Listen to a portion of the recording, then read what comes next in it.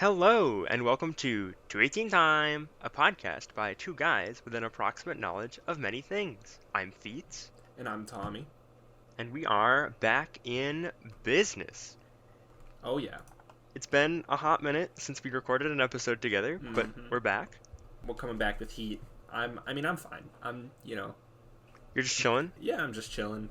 just wasting away hour by hour. Yeah. I've been spending a lot of time sitting around wanting to be productive and proactive, but instead just playing Star Wars Battlefront 2 for hours on end.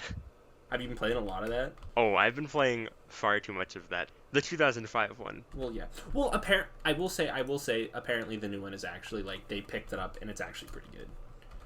Yes, so I mean, not as good as the original, never. But of course not. The first two Battlefront games, which came out, first one right before Revenge of the Sith in 2004, and then the second one after the Revenge of the Sith, I think, in 2005. Both those games are highly regarded by the community, especially the second one, oh as yeah. one of the best, most beloved Star Wars games. And then they had the more recent two in the 2010s, which was kind of a reboot of the franchise under a different company.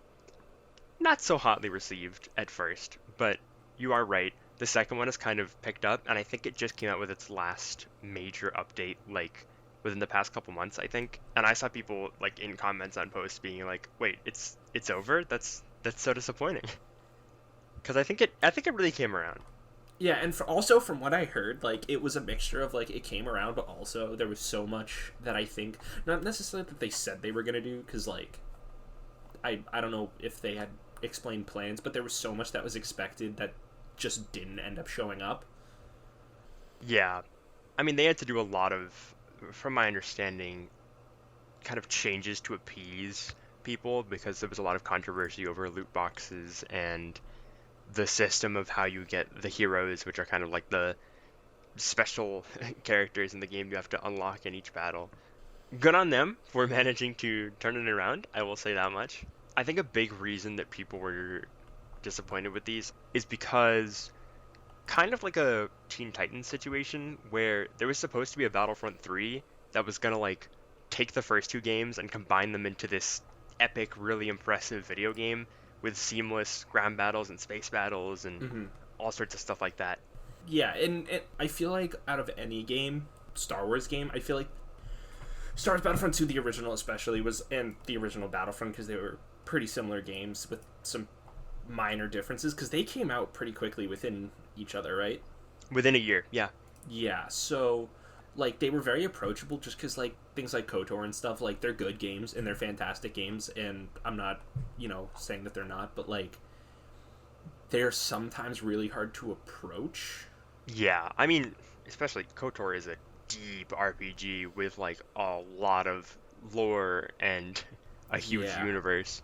Yeah, and then like about Battlefront is like literally you don't need any prior experience of Star Wars. I started playing it when I was like 7 or 8, so this was only a few years after it came out at one of my friends' houses, and like I sucked at first. He was really good at it, and I sucked at first, but like I was able to get good at it. And at that time, I was hot garbage at video games. Like I just could not get good at anything.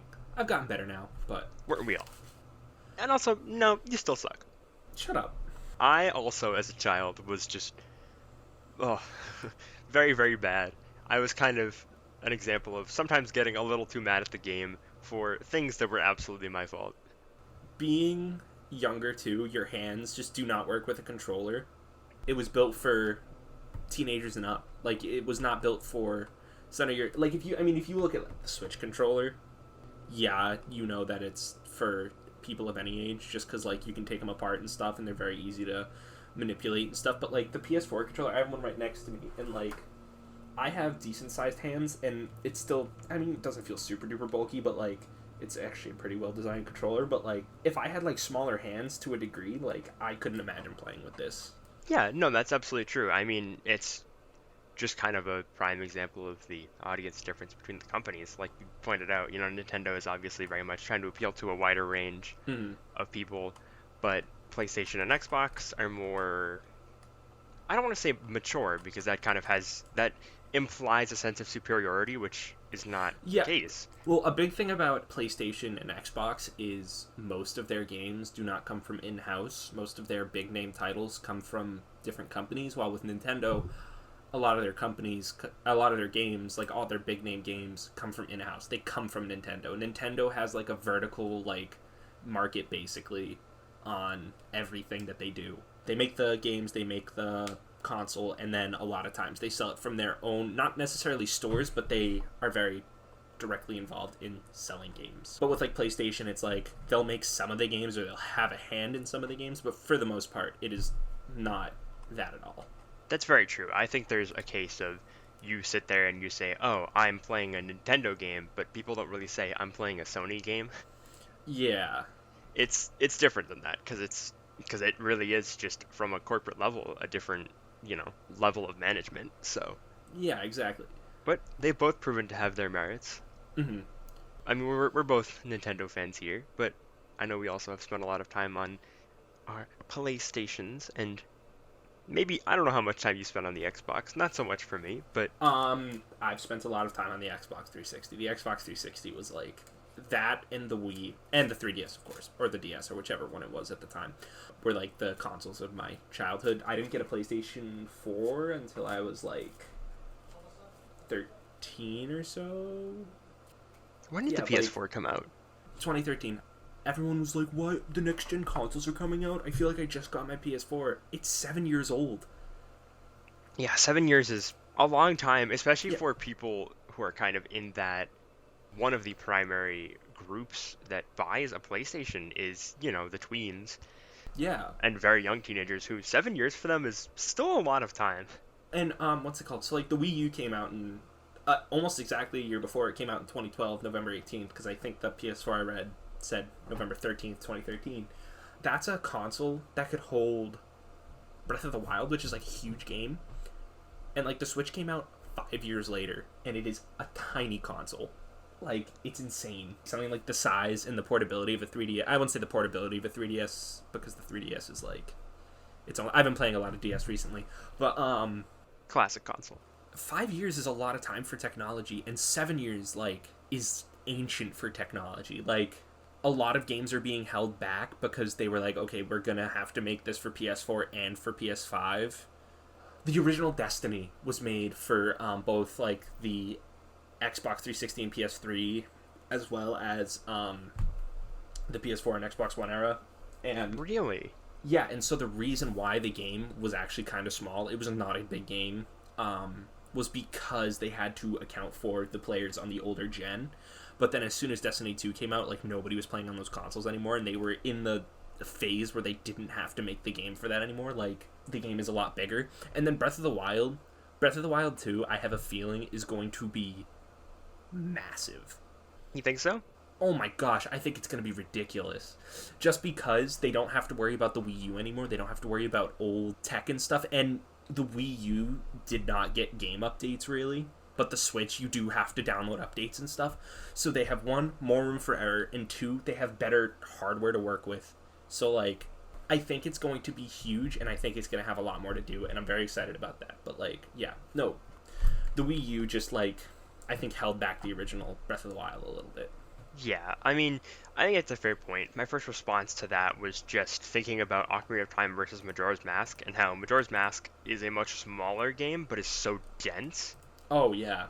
And for some reason, I was just assuming they would do that again, but you make a very good point. Games can very easily be held back by that in the early years, which is kind of like, as exciting as it is for things to be a launch title, sometimes you're like, it's worth waiting a few years because the game's going to be that much better.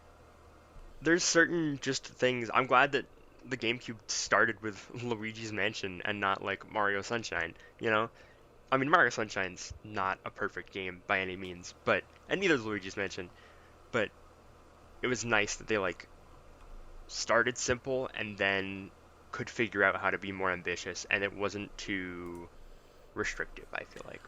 Yeah. And so, like, another thing with, like, game restrictions is the reason why a lot of games do not go to PC is because as much as certain PlayStations can handle, a PS4 is going to be, at least hardware-wise, for the most part, pretty much the same thing as every other PS4.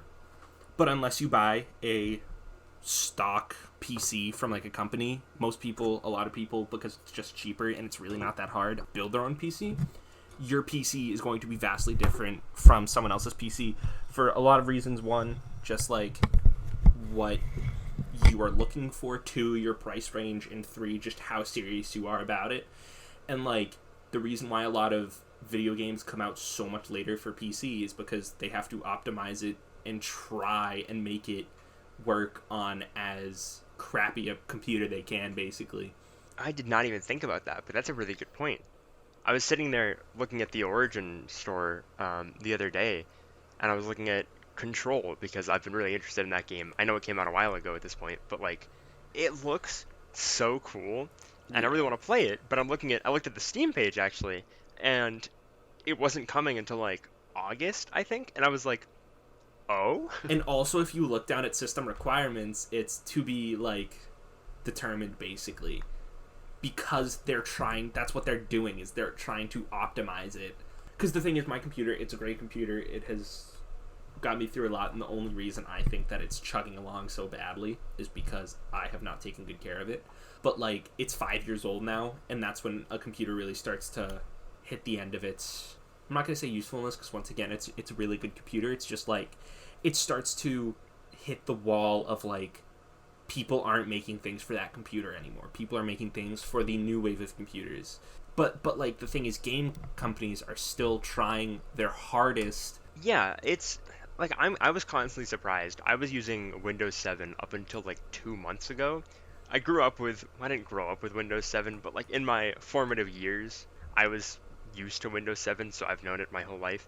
And that's less of a hardware thing and more of a software thing, but there's a lot of games that would still work on that like I feel like probably shouldn't have, but at the same time, I don't know, it's nice that like they were playing to those people, I guess. I don't know about you, but I think the whole kind of war between people of consoles and PC and then different consoles against other consoles is silly.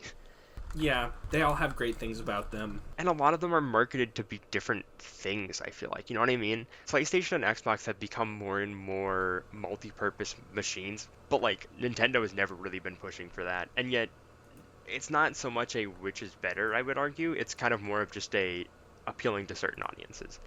Like there's stuff that the Switch doesn't have that I wish they did, software-wise at least, but I also love my Switch. Oh yeah, I have mine right here. I can just grab it and just ignore you and play some Animal Crossing. Exactly. But PC has its problems just as the consoles have their problems, and I'm not trying to be just Mr. Nice Guy, like, no conflict. Like, I don't know, I have preferences, you know what I mean? Like Yeah. I said, I didn't play a lot of Xbox, but I don't know, I don't hate the Xbox. Well, and like, also, I mean, I think something that people forget is that an Xbox or a PlayStation or a Switch are just specialized computers. It's Hmm. literally just a computer that the company built to play games and games only. I mean, the Xbox has kind of become, I'm going to say this with heavy quotes, more of a entertainment center thing. It's the same thing. I mean, oh, this one has more processing power. The thing is, with like the PS4 and the Xbox One, you're probably going to be able to play the same games with very little difference. Maybe one has slightly longer loading time, maybe one has slightly worse graphics, but like, you're playing the same game.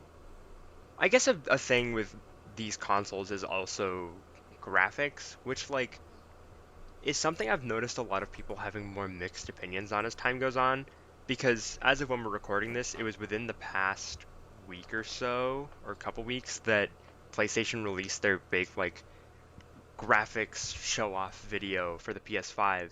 Oh yeah, And don't get me wrong, it looks amazing. It was it looked gorgeous. ridiculous. It was like insane. But I saw a lot of the comments, at least on Instagram, being like, this is really cool, but like, I don't care about graphics. I only care about the gameplay. Yeah, Which, like, I totally agree. I think gameplay should be the priority.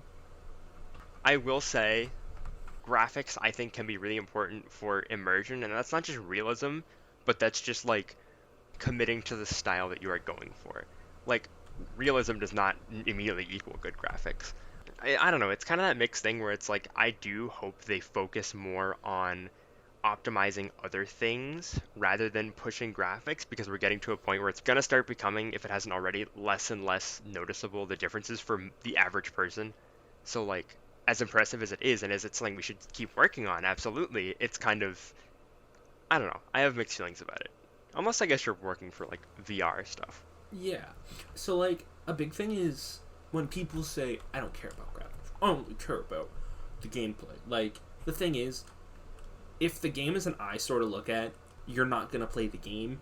Absolutely. As like you said, gameplay should be the top priority. But there are some games that graphics is their whole point. That's true. The whole point is that you are in like I mean if you've played what's that one? It's Journey. The gameplay is fine. It's cool at certain points. They do some cool stuff with it, but you're not playing the game to, you know, jump around and play a platformer. You're playing the game because the game is very special. A really cool part about Journey 2 was also okay. I don't think I'll actually spoil anything just because I don't remember the game that well. But as you're playing around, if there are other people playing the game at the same time, which there generally are, you'll just randomly connect and you'll kind of do part of your journey with them. I remember there were these like two other guys that I was with that like I chilled with for a while. Like we did, I think probably because it's a very quick game. It's like 4-6 hours or something. But we did like most of the latter half of the game together. But like when one of my boys like fell and like didn't get back up, I felt that. Correct me if I'm wrong, but I believe there's no chat, right? No, yeah, no, you're literally just like living with these other people, and like we would wait for each other and stuff. Like if one of us got to the end first, we would kind of sit there for a second, like we'd wait, and it was really cool. It was like one of like It's such a magical experience, especially because, I don't know, just thinking about that for me, like, you have no idea where those people were from, or even if they speak English. oh yeah, And, like, you're never gonna know, but you don't need to. And exactly. that's so cool. Yeah, and the thing was, the game was gorgeous. It really added to it. There are some other games that were fun, but if they did not have the art style they wouldn't have gotten as popular. Bastion is the one that comes to mind. It is a gorgeous, gorgeous game, and it's actually a lot of fun. But if it didn't have the art style it did, and if they didn't think so hard about the graphics, like, the game probably would have sucked. Yeah, Yeah, and the thing is, like, another thing is, like, oh, well, Minecraft is a good example of a game doesn't need good graphics. I was gonna bring this up too. I disagree with people saying that Minecraft has bad graphics.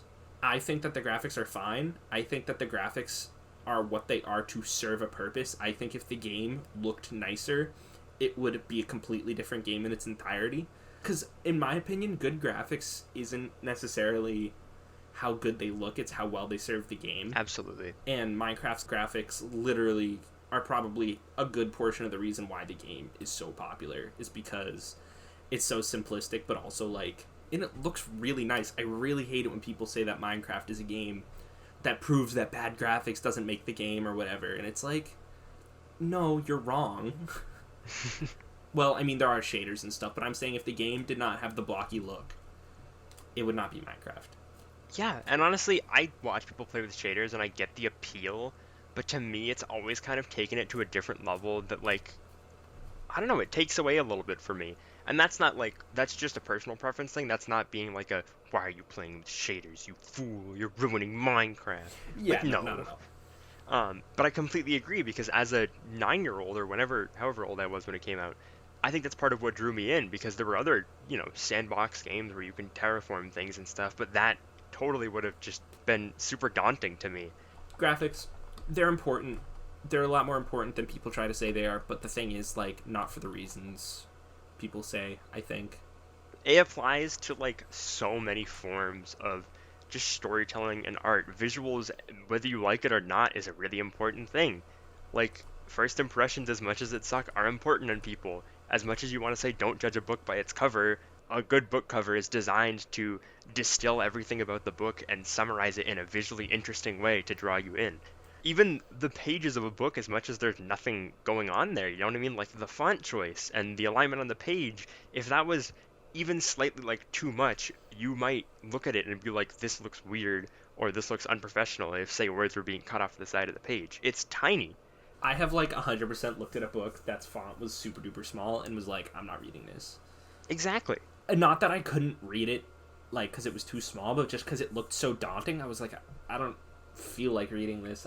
It gives off like a textbook sense because textbooks are so dense that when like a book does the same thing, I just feel like it's a textbook, and I'm not gonna read a textbook cover to cover. I'm not that type of person. Graphics, they're important, man.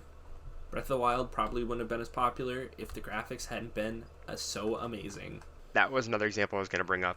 I will never forget one of my friends who's a huge Nintendo nerd and a big Zelda fan getting the game day one. And when you first like walk out and look off that cliff Oh my face, gosh, it's insane. I remember playing it with my brothers, dude. he was like, I cried. It was really moving because It is. It's also the biggest way it hits is you also have to kind of like know the first Zelda game, and this is gonna sound kind of pretentious, but like you have to know it was an open world game.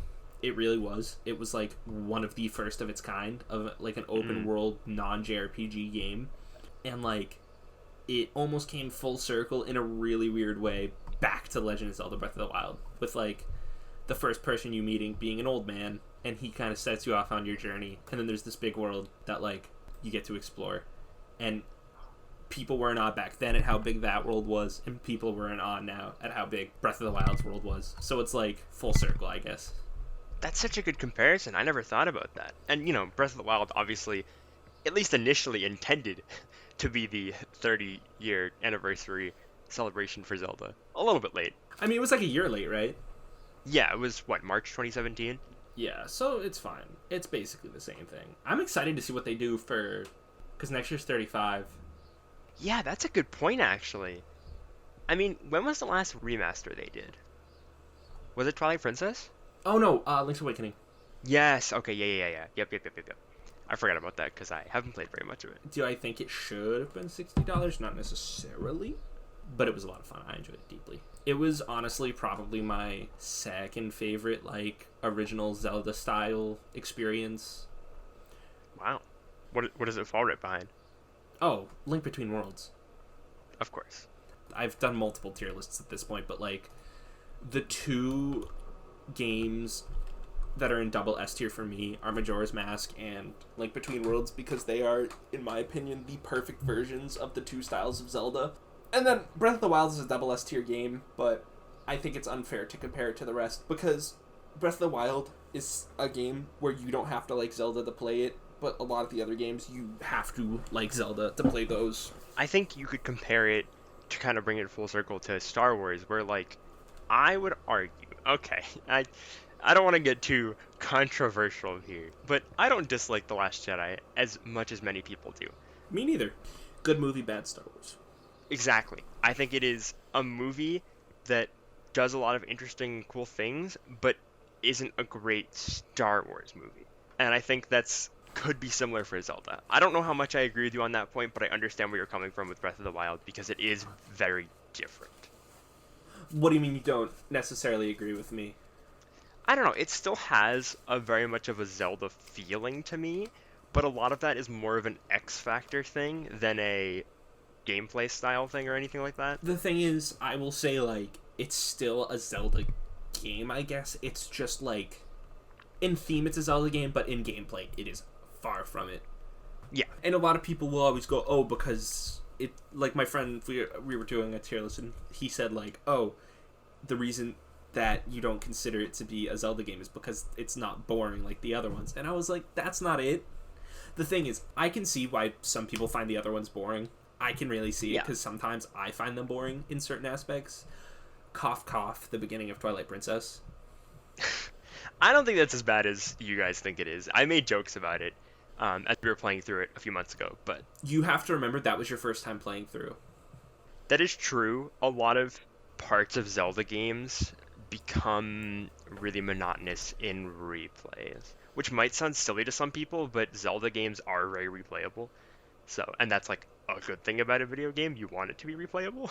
Well, so I actually just learned this. The reason why that beginning town thing is so long was it was originally only supposed to be 1 day, and then Miyamoto looked at it and went, I want it to be 3 days. Oh yeah, I heard this. Yeah, it was like 5 months before the game came out. Well, so apparently the reason he did it, and I can understand this, is because it was honestly like the first like really big game, or one of the first really big games for the Wii that was like new. Because like the thing about like Wii Sports and stuff was that was a Wii game, while Twilight Princess was a Zelda game. If you kind of get what I'm saying. Yeah. It was. I mean, it was the first Zelda game to use motion control, and it would not be the last. But he wanted it to be like a good tutorial, I guess, is what I. Yeah. I mean, don't forget, this is another one of those games that I know came out, right on the cusp of the GameCube and the Wii, so it's on both consoles, and so much of a difference to the fact that, Yeah. The game is entirely flipped between versions because of the motion controls. Yeah, it's what's it called? Link is by default a lefty, but because there are so many people who are right-handed with the Wii version, and only the Wii version, they didn't even do this in the Wii U version. They flipped the entire game just so Link could be right-handed. Which, same friend I was talking about earlier, he was sitting there playing Twilight Princess HD, and he was like, I can't play this. Like, it makes me sick because everything is just wrong. Yeah, well, because when you were playing, we're playing through it together with another friend. Feats is the one who is, he's the one who's controlling it. You'd have to go to the Goron place, and I'd be like, oh, I know where you have to go for that. Go that way. And everyone was like, nope, you have to go right. And I was like, oh, great. It was very jarring. I got used to it after a little while, but it's very jarring. It is still a great game. I love Twilight Princess. We still have a lot of ways to go in it. Another unfortunate casualty of this current world situation, but we'll get back there one day. I'm also I'm looking at like patterns of what's happening, of like when games are released and stuff, and it looks like almost every time, starting with Skyward Sword, almost every main title game came out the same year as a remake. Skyward Sword came out the same year as the Ocarina of Time remaster, which kind of blows my mind. I did not realize the remaster was that old. Yeah, 2011. I don't think it was a launch title for the 3DS, but it was early. It was early, yeah. And then Wind Waker and A Link Between Worlds. And then Triforce Heroes and Majora's Mask remake came out the same year. It was like, here's the best Zelda game, and then here is the worst Zelda game. Have fun. And then Twilight Princess didn't come out the same year as Breath of the Wild, but they were like, oh, wait a minute, we're actually going to release this, so we're just going to wait, and we're going to make that game a lot bigger. And then Link's Awakening Remastered, even though it's actually not even called Remastered, it's literally just called Link's Awakening. I think it's because in a way, it's technically not remastered. It's just new graphics or something. I don't know how to explain it, but yeah, it's remastered, but also it's its own game. It's weird.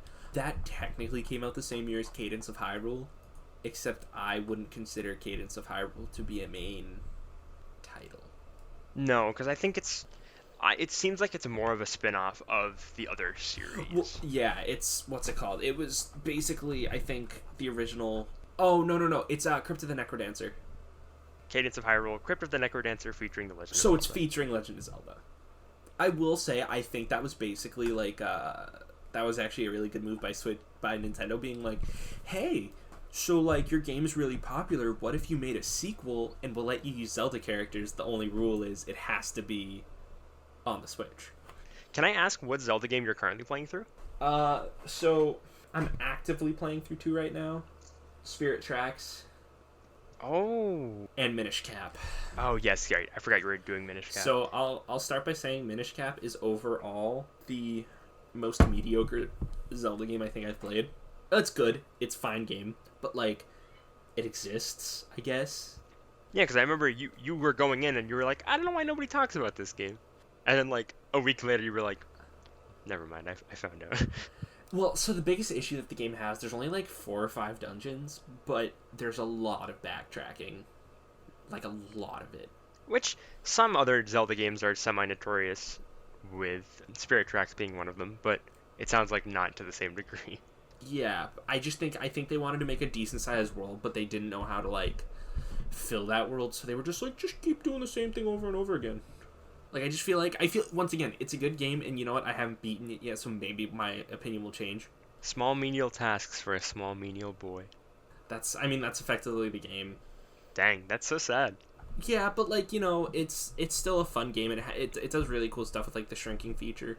It's a very in the middle. Like I think I put it on C tier immediately.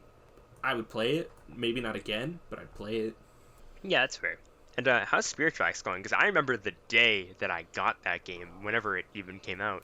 I remember like unwrapping that for Christmas and being like, "Oh yeah, baby."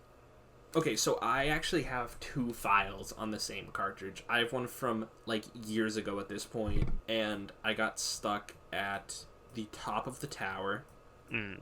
and then I dropped it for a while. I don't remember anything from what I've already done. I remember very little bits and pieces. It's a very forgettable game, I'll be real. The thing is, I remember a lot from Phantom Hourglass. Like, I remember, like, a bunch of really cool parts in Phantom Hourglass. Spirit Tracks just doesn't do it right. And then, guess where I am now? I'm at the top of the tower. Oh no. Yeah, so it's, like, a very not great game. And I'm a big proponent for Phantom Hourglass. Like, I believe Phantom Hourglass is underrated. I believe that it was a tech demo for the DS because it had microphone use, it had touchscreen use, but like it was still a good game in my humble opinion. It had really cool features. It has one of my favorite characters from the Zelda franchise, which is Linebeck. It just had a lot going for it. And does it have bad parts? Yeah, I mean, it's a Zelda game. They all have somewhat rough parts, but like Spirit Tracks just took everything that was bad about Phantom Hourglass and made it worse somehow. I don't totally agree with you on Phantom Hourglass, but I also haven't played it in over a decade, so like, what do I know? I also could have, nostalgia glasses on. Did I ever tell you the story of what made me play Phantom Hourglass in the first place? No, what happened? So this is really strange and maybe not that interesting, but I remember in like second grade, one of my friends who I haven't spoken to in probably over a decade. I don't even know where he is now. And he offered me the game guide to Phantom Hourglass, and I was like, huh? And he was like, I don't need it anymore. I beat the game. And I was like, oh, okay. I didn't have the game, but I was like, sure. I think by then I knew what Zelda was. Do you still have this? Oh, yes, I do. Maybe I'll take a picture because it is it's literally falling apart at the seams. But yeah, it's like this kind of, not pocket sized, but it's a small, compact guide to Mm-hmm. the game. I remember just reading through it as if it was a book before I had the game. And like, it got me so fascinated and I was like enthralled with it.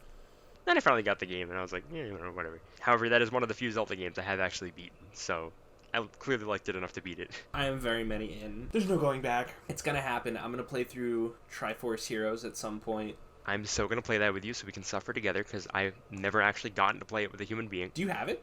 Yeah, Oh, all right. yeah, I got it because I remember Nintendo emailed me and was like, you've been selected to have 3 free demos of this game. And I tried it and it seemed fun when I played the demo. You know what? Another thing might be so. When I did play it, I played it with my brothers. I am notorious for having a very short temper when it comes to games, especially. And I probably screamed at my brothers a lot while we were playing it, so that might have clouded it. Maybe it's fun. I really hope it's fun. I don't know. I've heard not great things, to be honest. Yeah, I've heard that overall it's just not a great game. Another thing that I've always been interested in, and you kind of like made me think about it, is game guides. Oh, I adore video game guides, like physical game guides, because these were the things that like often before I had a video game, I would just comb over and be so fascinated by all the little secrets and stuff, because I was like, this is so cool. I think it's the Phantom Hourglass is a big iconic game guide for me. That was probably my first and favorite one. But I remember getting, it was a lot later, but like the Super Smash Brothers 4 game guide because it would talk about like strategies and stuff, and I was like, No, I didn't know that had a game guide. it does, yeah, and it has like gameplay strats on like how to play certain characters. I will say Nintendo definitely does have the best game guides. Oh, absolutely. I think I have the most Nintendo ones, honestly. Even though you can access all that stuff online now, and you could at the time it came out, there's a charm to it. I think they definitely still make them because I think there's actually definitely still a market for them that people forget about. Oh, they totally do, and I think they give some away at least digitally with games. Because I remember there was some game, it might have been Breath of the Wild, I don't think it was, but there was some game where they literally it came with a digital code for the game guide, and you could buy a physical one still, the Prima. So I have you seen it yet? What I sent you? Yes, I was gonna say the one you sent had lived in 218 for a few months actually. Oh right, I forgot. Yeah. It was on top of our fridge. Yes. Well, I also those and then the two Zelda books actually. That's true. It's for my personal favorite game of all time, The Elder Scrolls Oblivion. A big thing about it is like that's another game where like okay, at the time the graphics were okay. They actually a lot of people talk about it and they were like the graphics even for then were not fantastic. There are certain things in the game that actually do look really really nice and like I'm always like yeah, like there's certain like there's certain scenery that I really like. But oh my gosh, has some of the stuff aged so poorly, especially the character models. But that's fine. I actually have not read through it as much as I would have liked, just because I'm doing a lot. There's actually did I show you the notes in the book? You didn't know. Okay, so I bought it was $3. I bought this like a year ago, so I mean the book is probably like 13 or 14 years old at this point. What's fun about this one is it actually like roasts Oblivion a little bit, and it is an official guide. It is a Bethesda official guide, Bethesda and ZeniMax guide. There's one, I think it's very like light roasts and it's like not that big, but there was like one or two because there's so many races in the game. I think here, let me see if I can find it, but like there was one part where it was talking about one of the races. It was like, it says, okay, so it's for the Argonian, and the notes say weak skill bonuses and weak specials, suitable only for lizard lovers and certain role-playing concepts. Ouch. Like it literally is like, we made this race. It's not great. Well, that's the thing about the Argonian. It is widely considered to just be like, either it is your favorite race or you're just like, it's the worst race in the game. Hold on, I'm gonna ask you to fill for like a minute. I want to go get my game guides if that's okay with you. Yeah, sure, that sounds fine. I'll just talk about Oblivion because I love Oblivion so much. It's my favorite game ever of all time. You know, it's got a lot of stuff going on. I should put this up so you don't have to listen to me like flipping through. But I have so many hours in that game. I'm definitely actually gonna read through this. My personal favorite way to play is just make a character. Role playing for me is not a huge deal. Usually, if I role play in a game, my character just ends up being an asshole anyway. But what I do is I literally will just like go down streets and stuff, and I'll just walk from place to place. And if I see a cave, you know I'm going in that cave. And that was a really fun way to play, and I built the character. Because there are ways you can build the character. They actually even talk about this in the book. Like, so if you're building a good character, speechcraft, don't use it. Because everyone will, by the end of the game, like a good as in heroic character, by the end of the game when you have enough fame, it won't matter. But like the fun way to play, treasure hunting, make your character big and strong, pick a Breton because they get a 50% resistance to magic, which is dope. I don't know if you heard that thud. Yes, I did. That was my stack of game guides. How many do you have? So a lot more than I thought. I have like a little over a dozen. I do have a Force Awakens concept art book. Oh, dude, the art of books with concept art is so cool. One day we will dive deep into concept art because, ooh. Actually, I'll be honest with you, I don't think that'd be a very good episode topic. You know what? You're right. All this time we're talking about like the importance of visuals in art, and we're here doing an auditory podcast. The thing is though, like, we can actually describe that, but like literally us flipping through concept art and like talking about it would not be how it works. The thing about a video game is someone you can literally just look up the video games we were talking about, or I mean we didn't talk about any too obscure games. Concept art's a little harder to do. Yeah, I guess my favorite one of the stack that I have outside of Phantom Hourglass, I have a bunch of Zelda ones for most of the 3D games, honestly. But I think one of my favorites was the Super Mario Galaxy one, which was a game I always loved. And there's something about that one that just had a charm to it. I feel like sometimes the writing would have a little bit of like snark or cheesy jokes, and I was all here for that. Oh yeah. Well, because a lot of the time they know that they've messed up. I think that's what makes certain game companies good. Is actually Nintendo. They're very good about like a lot of their developers and stuff are always like the guy, one of the guys who was like one of the heads of Majora's Mask, he was talking about how like when he was working on the 3D remake, he was like, yeah, I screwed up really bad in a lot of aspects. And that's one of the reasons why Bethesda has dropped off so much, is because they make bad decisions and then do not acknowledge it at all. Oh yeah, the guy you're referring to. Yeah, wasn't it Majora's Mask where like he was looking back at the original and being like, "Oh my God, why did I do that?" And he gave like the developers a huge list of things that he was like, this needs to change." Well, no, it was a huge list of this needs to change, and apparently he made it in apology form. Like, he was like, I'm sorry I did it this way, or it was basically like a confession almost. Like, he was like, I don't know what I was thinking, I should not have done it this way. And I think that's hysterical. Yeah, good on him too. Like self-awareness is not something that's easy to have. You get to Bethesda and it's like Yeah. Bethesda's made a lot of interesting choices. They used to be like such a cool company, and like a big part was like, this was in like the original Oblivion documentary when like Todd Howard's talking about like, I was in the chess club and now I'm making video games or whatever. Like, you know that clip, right? Yes. A big thing is, I think people forget how little power Todd Howard has in certain aspects. It's Bethesda's shareholders and chairmen that have all of the... It's marketing, basically. Marketing is the reason why they make all the bad decisions, and I'm not sure if Todd Howard himself is necessarily the bad guy. I think blaming it all on him is an issue. That's the thing with any video game company. You know what I mean? Like, there's so much going on. There's so many cogs that, like, picking that one person doesn't always really work. Yeah. He's not the CEO of... Well, so it's not Bethesda, it's ZeniMax owns Bethesda, and then Oh, right. Todd Howard's just the executive producer, and yes, I'm sure he has made a lot of the mistakes, but the thing is, a lot of time he is basically told, if you don't do this, we might not be as supportive about certain things. I don't know. I'm praying that Elder Scrolls 6 is going to be a good game. I was just gonna say, when Elder Scrolls 6 comes out, you know, I'm sure it'll have great graphics, hopefully. But the thing I'm most excited about, easily that game guide, baby. Oh, yeah. That thing's going to be like a Bible. Probably. A thing about Elder Scrolls 6, though, is just like, that's the make or break for Bethesda. Yeah, especially after everything recently. If that goes poorly, they're done. They're not gonna like close down or anything, but I don't think they're gonna make games anymore. I think they're gonna publish games, so like Doom and stuff. I'm glad Doom's going strong still. But yeah, I mean, we covered a lot of good stuff today. We did, yeah. It was different than what we had originally planned. Oh yeah, this is not at all what we had planned initially, but you know what? That's okay. Yeah, that's fine. We kind of, I think we did a good job. I think we had some good talks. We brought some good points. As always, our conversation will probably drip over into future episodes. Because we got a lot to say. Because, you know, we're totally authoritative voices. Oh, yeah. Who have so much to say that no one has ever said before. Oh, yeah. I'm sure that all of the ideas that we talked about today were completely and utterly original. And I don't think anybody has ever had those opinions before. Yeah, we are geniuses. Because we are right. You're wrong. I was going to say shut up, but that's very much not our thing.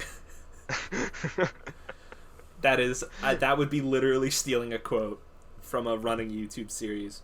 YouTube. Uh-oh. That might be the next episode. Who knows? We'll see. Who knows? All well, right. in that case, we'll see you next episode, folks. Godspeed. Our reservoir.